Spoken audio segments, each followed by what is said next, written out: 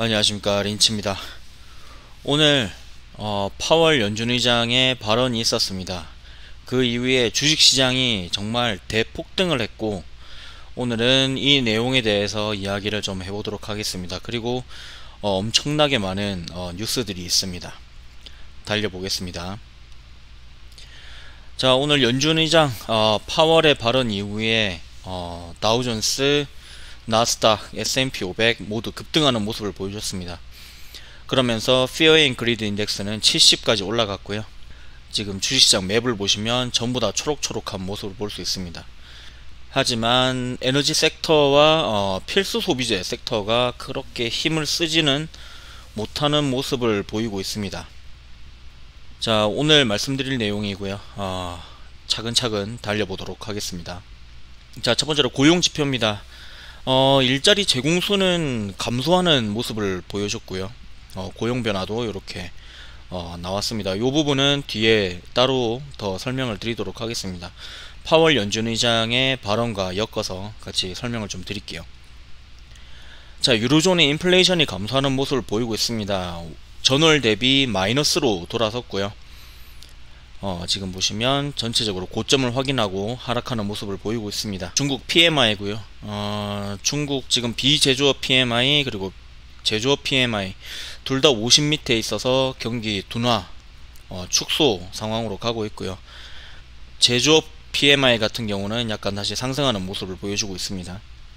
장점인 전 추석이 사망을 했습니다. 올해 96세셨고요. 장점인 전 주석이 사망을 했습니다. 올해 96세시고요. 자, 저는 이게 약간 위험해질 수도 있다라고 생각을 하고 있습니다. 왜냐하면 지금 제로 코로나 방역에 반발하는 대규모 시위가 일어나고 있는 상황에서 장점인 전 주석이 사망을 함으로써 더 크게 문제가 생길 수도 있지 않을까 생각을 해봅니다. 왜냐하면 1989년도 천안문 사태가 있었죠. 1989년 후야오방 전 총서기가 사망을 하자 추모하기 위해서 학생들과 노동자들이 모여들면서 천안문 사태로 이어졌던 상황이었거든요.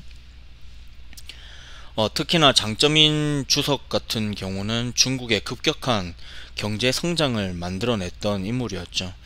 그래서 지금 시진핑과 더 비교가 되는 상황입니다. 이런 불만들이 장점인 전 주석 사망을 계기로 더 크게 번질 수도 있지 않을까 생각을 해봅니다.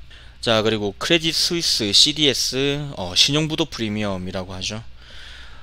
급격하게 상승을 했고요. 지금 상태는 리먼 브라더스와 비슷한 수준까지 올라와 있는 상태입니다.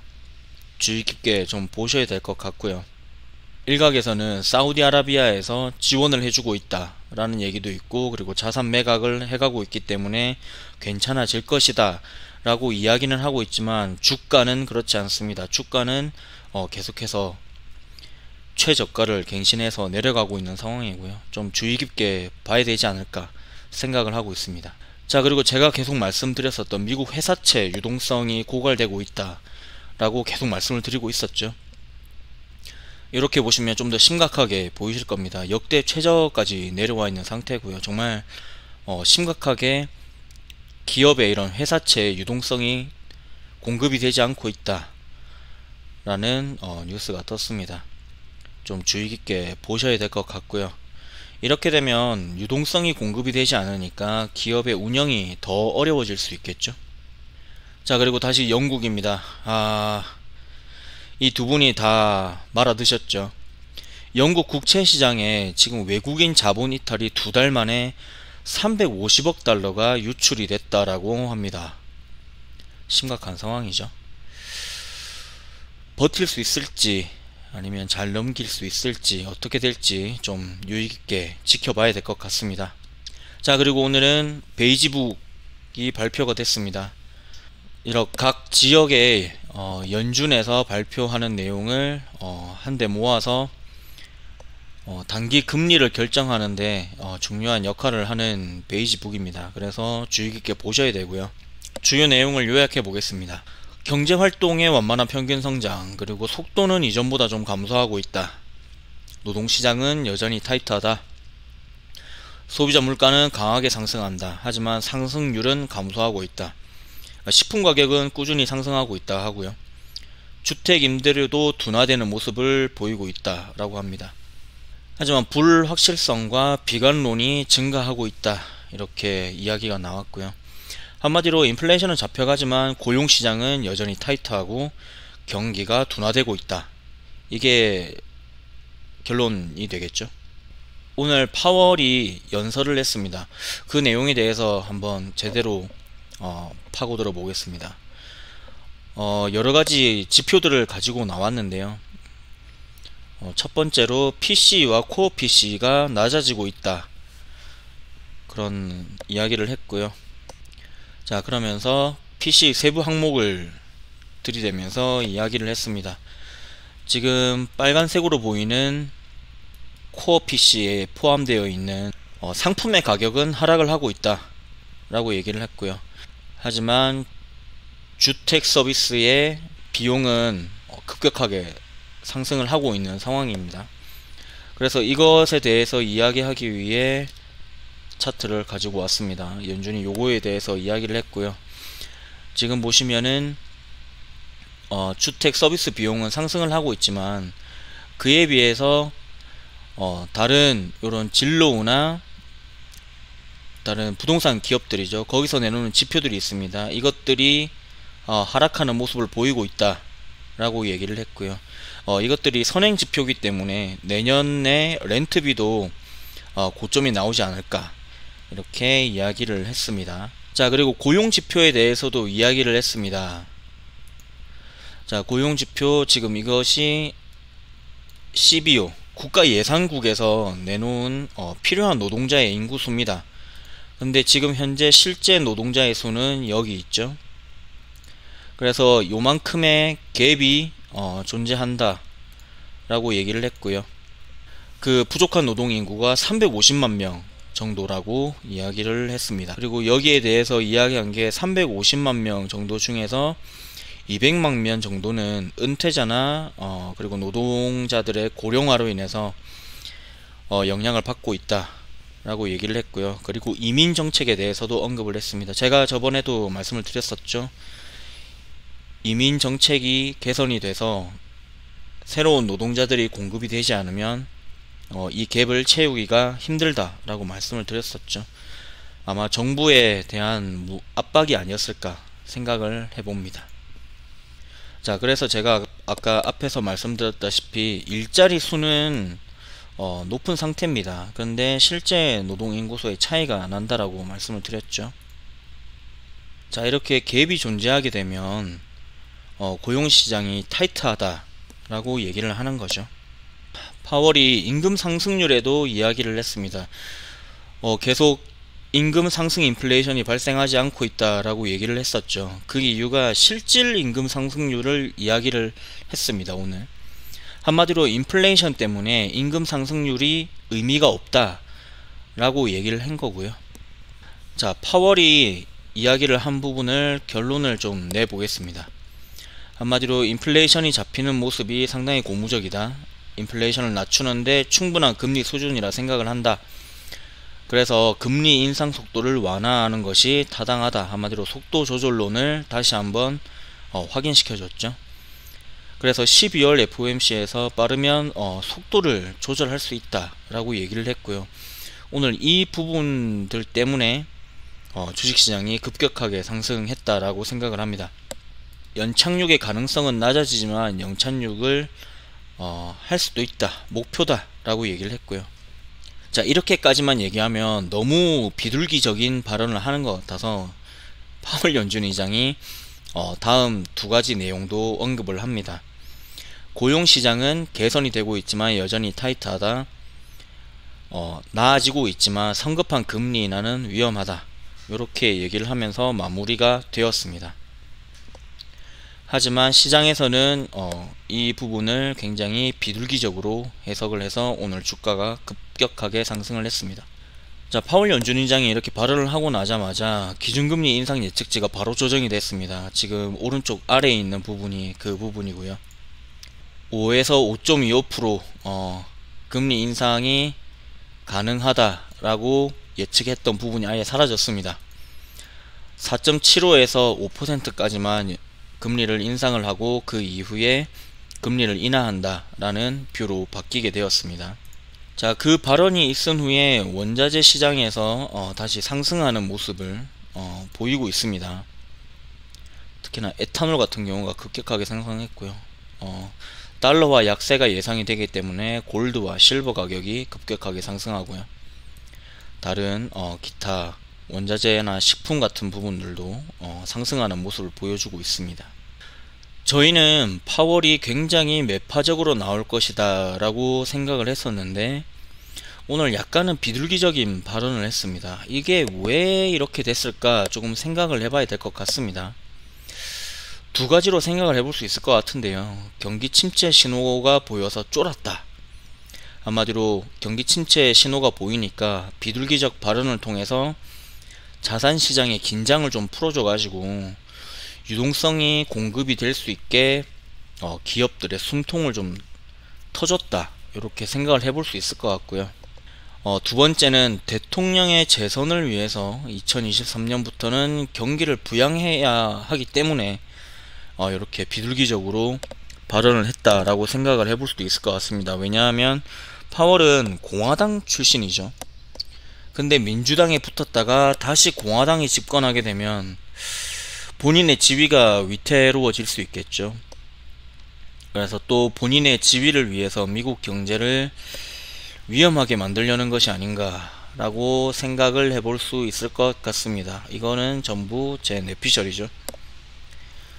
정말 인플레이션이 잡히는 모습을 보이고 있어서 이렇게 비둘기적으로 발언을 했을 수도 있습니다. 하지만 이런 발언을 하면 좀 위험하죠. 제가 이 발언이 위험하다라고 생각을 하는 이유는 이렇게 되면 강달러 현상이 감소하게 되고 그러면 원자재 가격이 다시 상승을 하게 될 거고 기대 인플레이션이 다시 상승할 수 있다는 상황이 만들어집니다. 부의 효과에 대해서 말씀을 드렸었죠. 자산의 가격이 상승하면 마치 자신이 부자가 된 것 같이 느끼고 소비를 줄이지 않습니다. 이렇게 되면 인플레이션이 다시 상승할 수도 있는 거죠. 자, 이런 거를 감안을 하고도 이런 발언을 꼭 했었어야 했나 라고 생각을 해봅니다. 도대체 파월의 저희가 뭔지 궁금합니다. 자, 그리고 3분기 기업 실적이 지금 마이너스인 상태인데 이렇게 보시면 마이너스 상태죠. 이전엔 더 마이너스기도 했지만 현재 기업의 실적이 그렇게 좋지 못한 상황에서 파월의 이런 비둘기적인 발언 한마디로, 그리고 그렇게 생각해보면 비둘기적이지도 않습니다. 금리를 더 올려야 된다, 상방이 어디까지 열려있는지 모른다, 얼마나 길게 유지를 해야 되는지도 모르겠다, 이렇게 얘기를 했는데 이것을 이렇게 받아들이고 주가가 이렇게나 오르는 게 과연 현실적인가 라고 생각을 해봐야 될 것 같습니다. 기업 실적이 마이너스인데 파월의 이런, 정말 이전에도 다들 알고 있었던 내용이죠. 그냥 파월이 한 번 더 확인시켜줬다 라는 그 말 한마디에 이렇게 주가가 오르는 게 괜찮은 건가 라는 걱정이 됩니다, 사실. 자, 오늘 이렇게 주식시장이 급격하게 상승을 했지만 저의 뷰는 변하지 않습니다. 경기 침체는 오게 될 거고요. 왜냐하면 파월이 이야기를 계속하고 있죠. 고용시장이 아직도 타이트하다, 자, 실업률이 조금 더 오르는 게 맞다 라고 얘기를 하고 있는 거죠. 아니면 기업의 고용의 수요를 줄여가는 게 맞다 라고 얘기를 하고 있는데 두 가지 다 경기 침체를 이야기하는 겁니다. 경기 침체가 오게 되고, 경기 침체가 오게 되면 금리를 인하하게 될 거고, 금리를 인하한 이후에 주가가 반등을 하기 때문에 저는 그때까지 안심하지 않고 주식시장을 조금 더 지켜보도록 하겠습니다. 오늘 이렇게 파월 연준 의장이 도비시한 발언을 했음에도 불구하고 장단기 금리차, 3개월물과 10년물의 장단기 금리차는 더 심화되었습니다. 그리고 10년물과 2년물 같은 경우는 약간은 완화되는 모습을 보여주고 있고요. 자, 이게 이렇게 올라가면 주식시장은 하락을 했었죠. 지금까지. 또 3개월물도 마찬가지입니다. 이게 다시 상승을 하면 항상 경기 침체가 발생을 했었다 라는 말씀을 드리고요. 자, 그리고 제가 계속 말씀드렸었던 회사채의 유동성 문제 계속 말씀을 드렸었죠. 다시 상승하는 모습을 보여주고 있습니다. AAA 등급이고요. 자, BBB 등급도 다시 상승하는 모습, CCC 등급도 다시 상승하는 모습을 보여주고 있습니다. 아직은 안심할 때가 아니라고 생각을 합니다. 아직은 조심을 해야 되고요. 자, QQQ 차트고요. 지금 보시면 현재까지 계속 요 200일선에 머리를 맞고 내려오는 모습을 보여줬습니다. 200일 이동평균선까지는 좀 지켜봐도 되지 않을까, 산타랠리가 지속이 되지 않을까 라고 생각을 해보고 있습니다. 자, 그리고 빅스 지수인데요. 빅스 지수 보시면 20선을 돌파할 때마다 항상 문제가 생겼었습니다. 자, 비교해서 보여드리면, 자, 이렇게 빅스 지수가 20 밑으로 도달을 했을 때 주가는 하락을 했었습니다.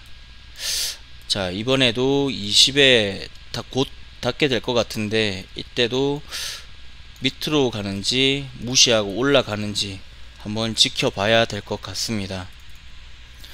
자, 월가에 이렇게 기술적 분석을 하는 트레이더들이 있죠.